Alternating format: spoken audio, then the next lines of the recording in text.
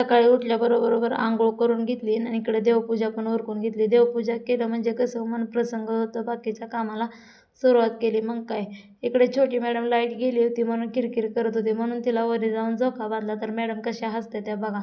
तोपर्यंत ह्या मॅडमचं सुरू झालं, मला मेहंदी काढ, मेहंदी काढ. कुठे कोपऱ्यात जाऊन कोण हुडकून आणलं काय माहिती आणि मेहंदी काढ म्हणे. मग काय, मॅडमला तर छान डिझाईन काढत होते, पण मॅडम नको, मला साधे टिपकेच दे, मला टिपके आवडतात. मग काय, मेहंदी काढली. तर मॅडमला मेहंदी काढून झाल्यानंतर तुम्हाला दाखवायची किती ओढ लागली बघा, कशी दाखवते मेहंदी लगेच. मग काय, इकडं सगळे किचनमध्ये माझे भांडे वाट बघत होते. भांडे घासून घेतले पटपट सगळे आणि किचन आवरून घेतलं होतं. आम्हाला जायचं होतं जरा बाहेर.